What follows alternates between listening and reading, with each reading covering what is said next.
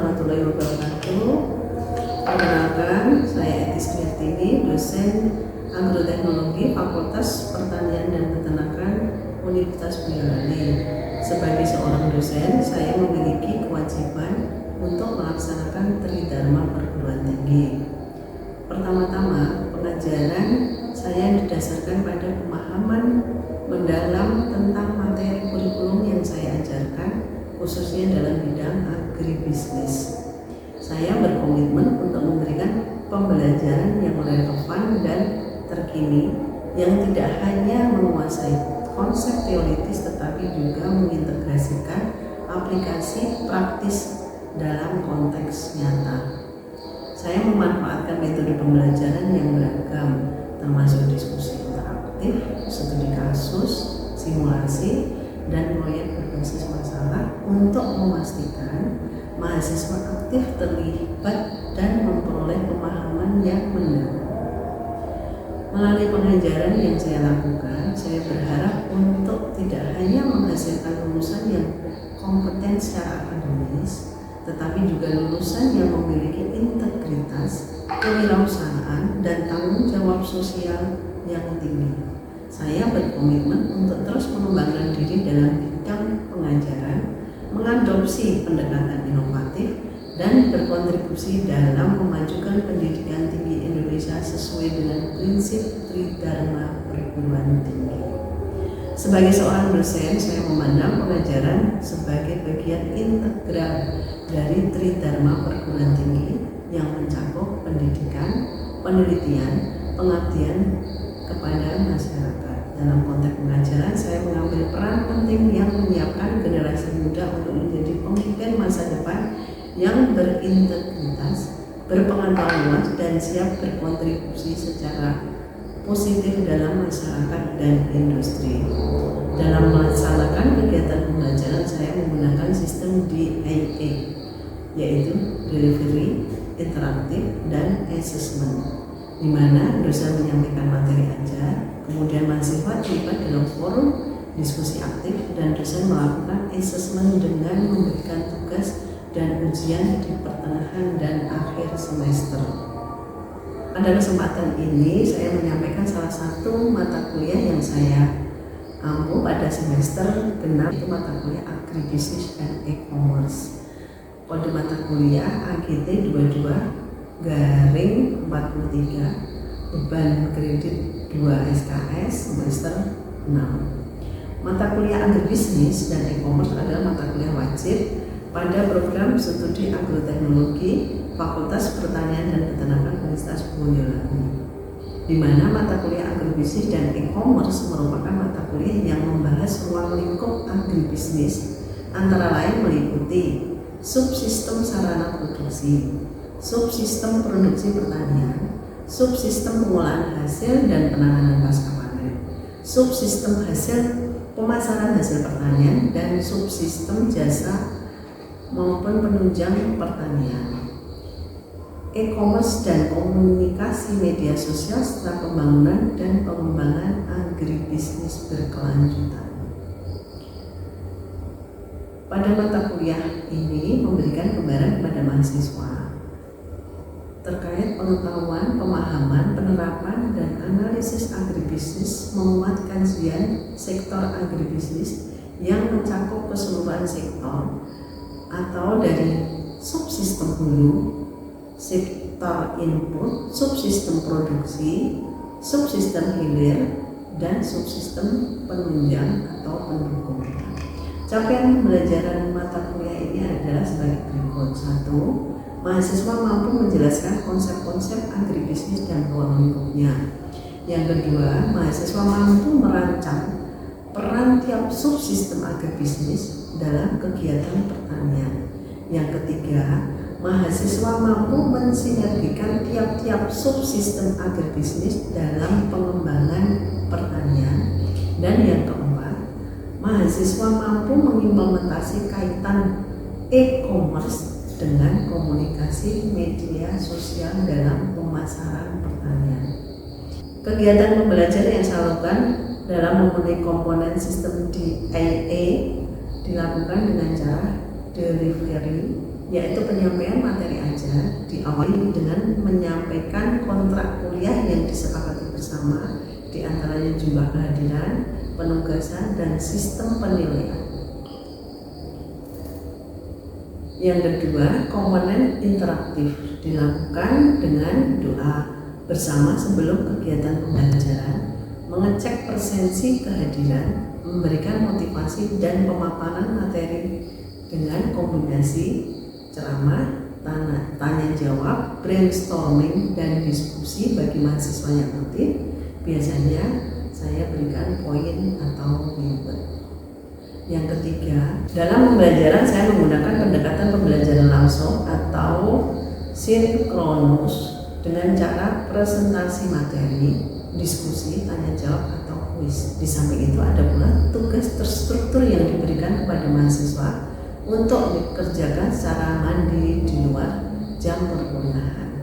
Tugas tersebut harus dikerjakan dan dikumpulkan maksimal pengumpulan tugas sebelum pertemuan kuliah selanjutnya. Selain menggunakan PowerPoint, saya juga menggunakan media tambahan seperti video yang ada di YouTube untuk memperkaya pengetahuan mahasiswa secara lebih nyata terkait materi perkuliahan. Saya juga menggunakan WhatsApp grup kelas sebagai media untuk pembagian soft file, materi pembelajaran, bahan belajar, dan pengiriman tugas oleh mahasiswa. Harapan saya bisa memacu semangat mahasiswa untuk dapat belajar dengan menggunakan banyak media, sehingga mereka pun dapat belajar kapan saja dan di mana saja. Sehingga pemahaman dan penguasaan materi oleh mahasiswa dapat lebih optimal dan akhirnya mahasiswa akan memperoleh nilai yang maksimal. Berikut suasana perkuliahan agribisnis dan e-commerce pada pertemuan kelima yang membahas tentang penanganan pasca panen. Assalamualaikum warahmatullahi wabarakatuh.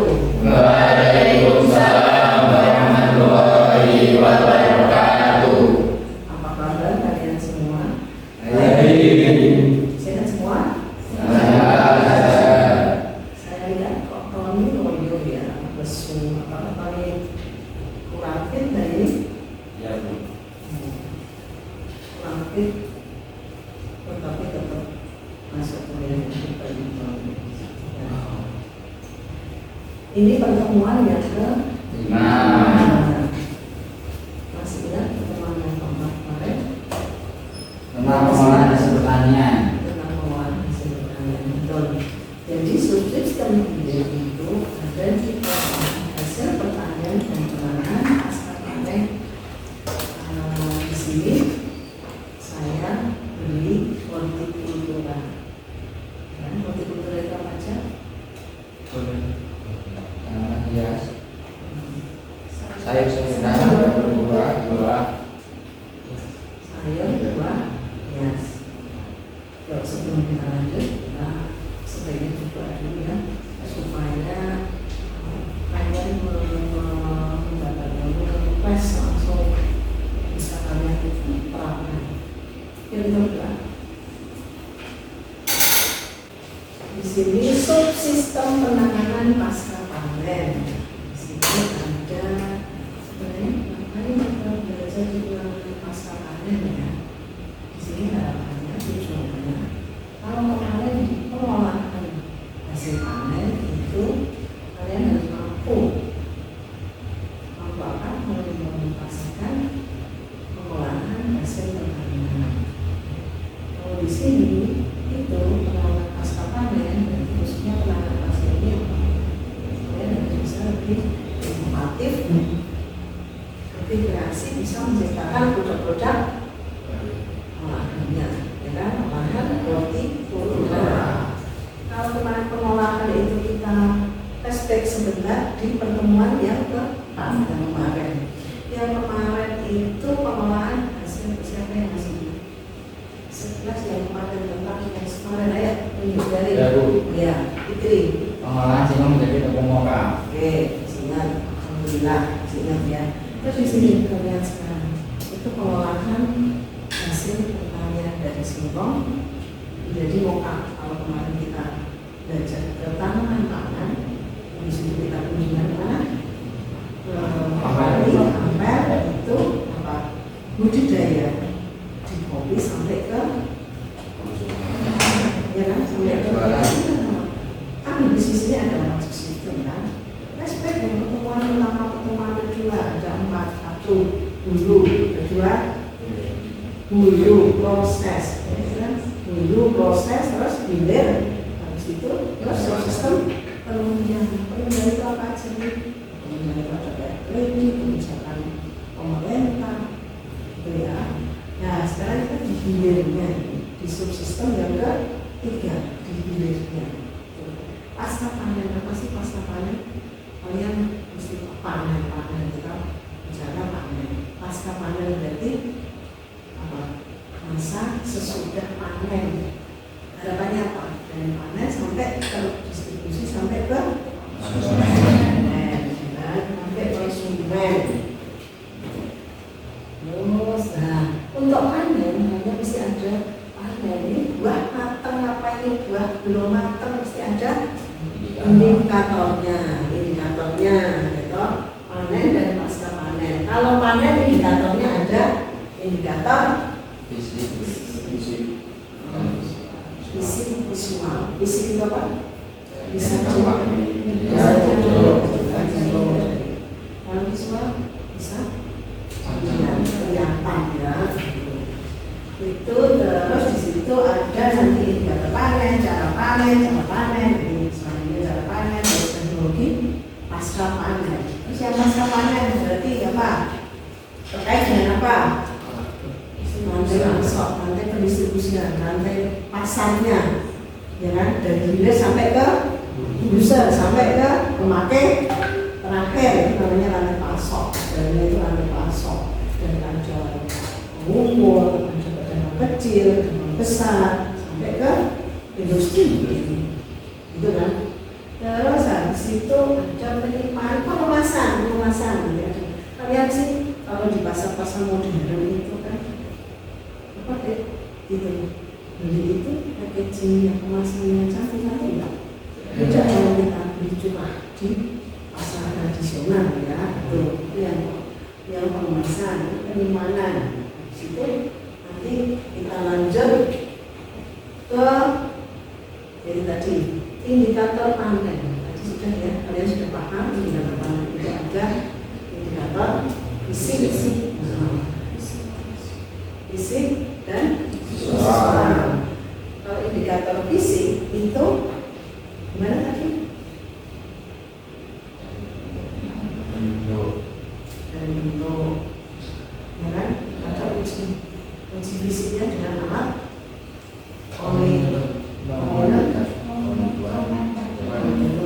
Oke, terus visual kalian paham? Ya paham. Visual dari warna kulit, ukuran, bentuk, terus berdasarkan karakteristik. Kan lihat kayak buah apel, tomat, gitu ya. Sifatnya juga apa? Kita bisa lihat oh ini warnanya sudah kuning, sudah orange, sudah. Kayak kopi kemarin kita ketemu kopi, ada kopi robusta, kopi arabica, kan? Beda-beda nggak? Kalau arabica kemarin beda. Arabica besar. Buahnya lebih besar. Buahnya lebih besar. Kalau robusta Buah kecil dan panggung. kontrolnya dan warnanya. Kalau robusta lebih ke warna coklat. Yang kalau lebih ke warna orange apa ayo? Masih enggak?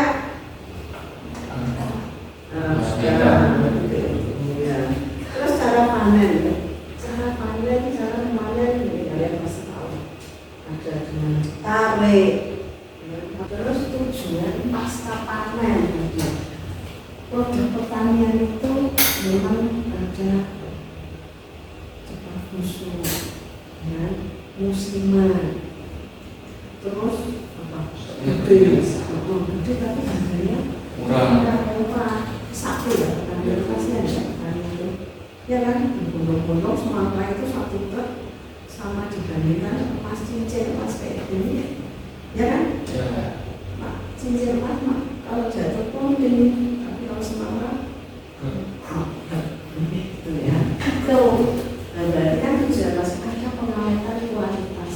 Ya, karena itu tadi berarti harus ada pelakuan, harus ada pelakuan yang cepat, pelakuan khusus terkait pada pertanian yang mempunyai apa? Itu tadi musiman itu ya. Ya kalau dibiarkan kan masih berarti yang ekonominya ya pengawetan kualitas diawetkan. Contohnya apa yang diawetkan?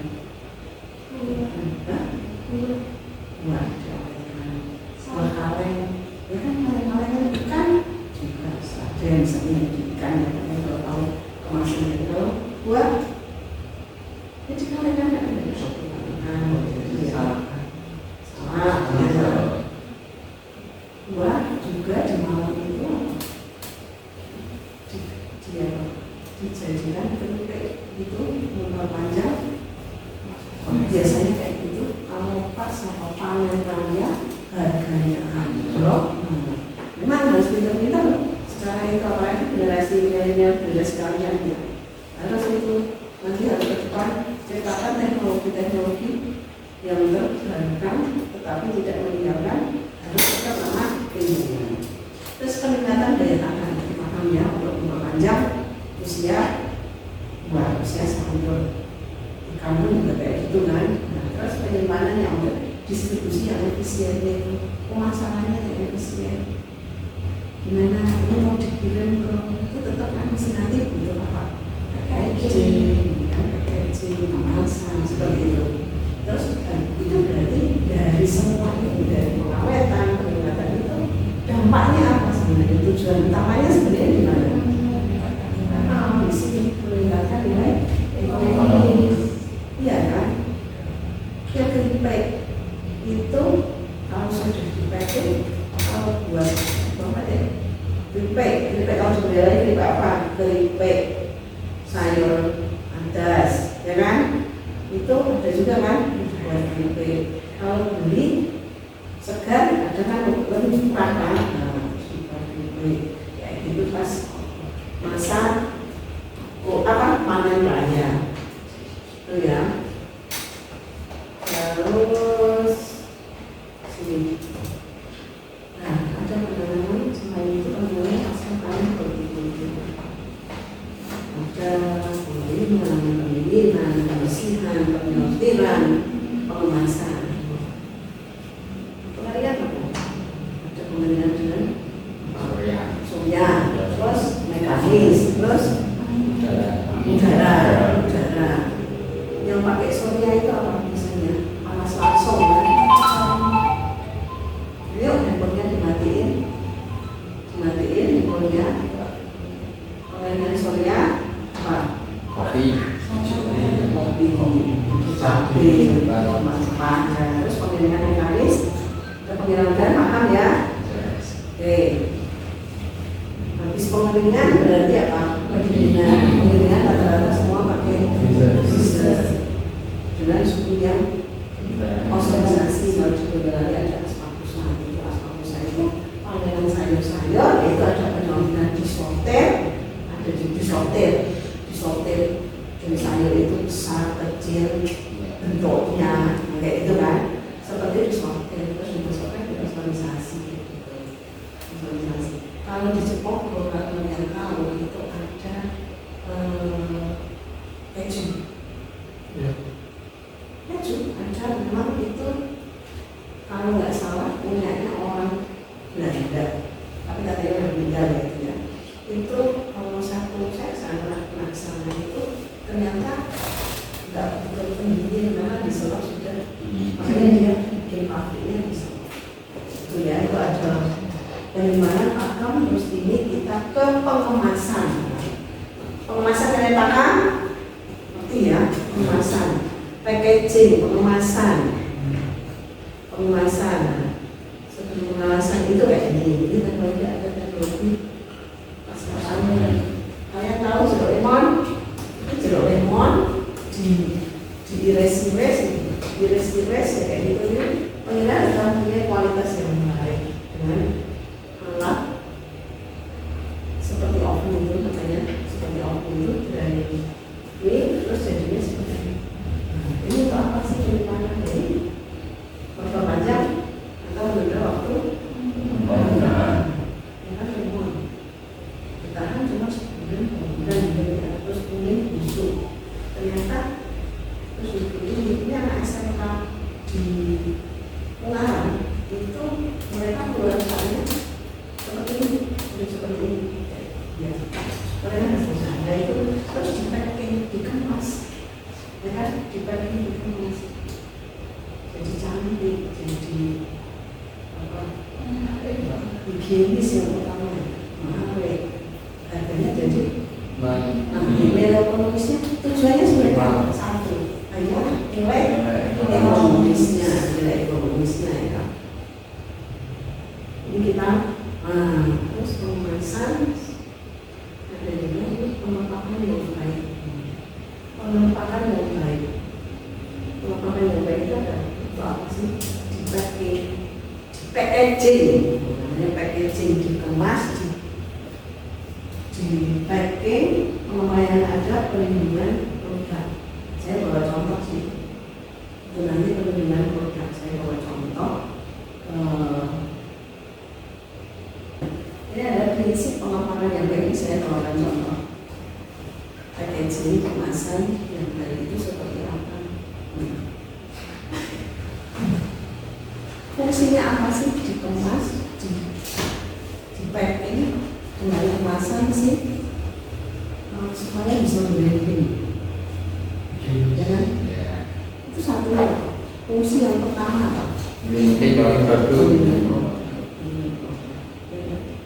Di dalam tempat yang harus higienis juga. Terus yang kedua, rumah yang baik apa?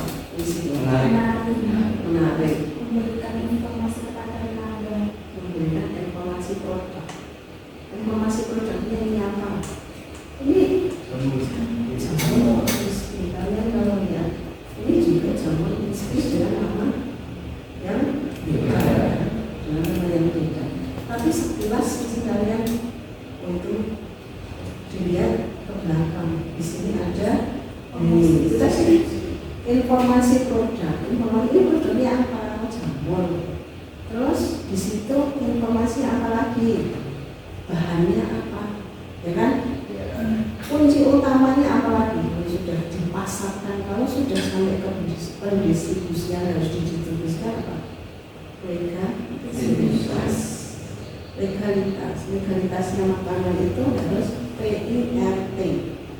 Ya, ini ada PIRT yang enggak cari dulu, nggak sih PIRT? Tujuannya enggak ada. PIRT harus PIRT apa? Halal.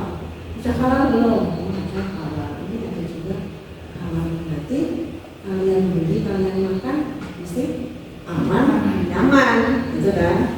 Terus untuk estetika branding, estetika dan cantik di branding ini ya, salah satu contoh-contohnya kemasan yang harus inovatif sama kreatif, pengajuan dari warna, itu kan kemudahan, Pak. Kemudahan juga apa? Untuk membukanya. Terus ini dibuka, ini juga salah satu ini. Kalau sudah dibuka, ini kita lihat sendiri, adanya di pasar-pasar modern.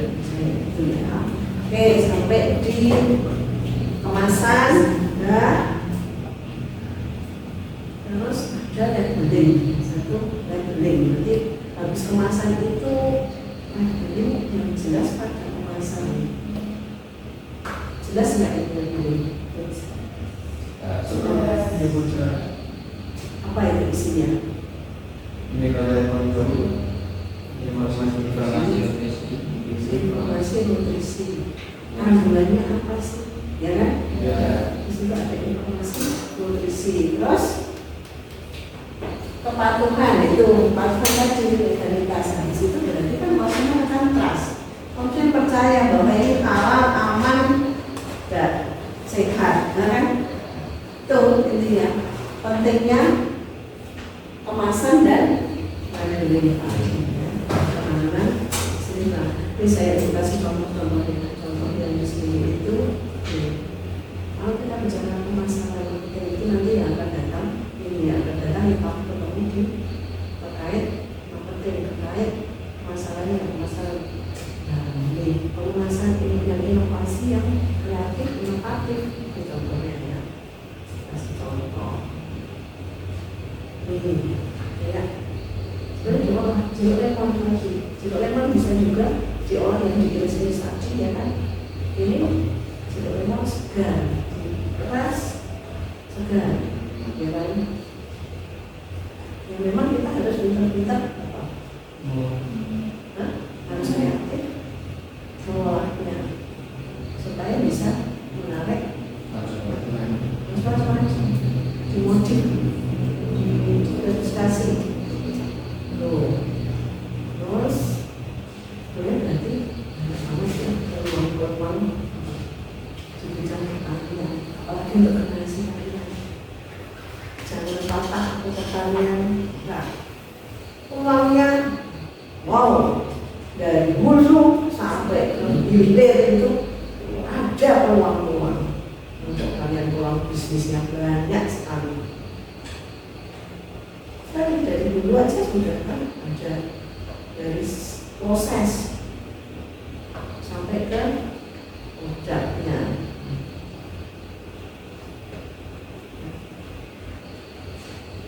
Ada tugas untuk kalian. Sebelum saya kasih tugas, sudah saya absen dulu ya. Absen untuk hari ini. Darah ada ya? Bisa? Iya Bu. Hadir. Fauzan? Iya. Atau ini ya? Fauzan yang sakit tadi ya. Muhammad Fikri? Iya. Sela? Hadir. Denny? Iya. Every ya? Every hadir? Ratna?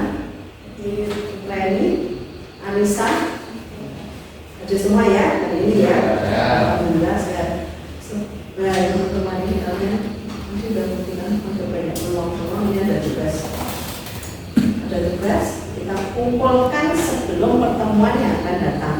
Terus kalian maksimal pertemuan sehari sebelum pertemuan yang akan datang itu bagaimana Anda memanfaatkan hasil pasca panen dan tanaman boti yang ada di sekitar lingkungan kalian. Oke.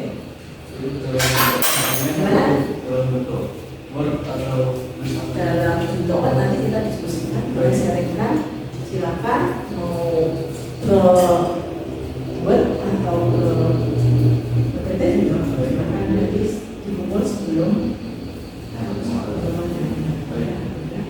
ada pertanyaan? Ya. Ada pertanyaan? Ya. Ada mampu semua? Ya. Sekarang ibu yang nanya, apa sih tujuannya labeling tadi? Apa sih manfaat labeling tadi? Kenapa harus labeling? Apa manfaatnya? Yang labeling, apa manfaatnya tadi? Untuk informasi nutrisi. Oh ya, oke. Terus? Keamanan konsumen. Keamanan konsumen itu tadi. Konsumen kalau sudah di situ ada legalitasnya ya kan? FTH itu tidak. Oke, sudah. Kira cukup ya? Kira cukup kan sampai ketemu minggu depan, ya kan? Minggu depan sudah aku akhiri. Terima kasih. Wassalamualaikum warahmatullahi wabarakatuh. Waalaikumsalam.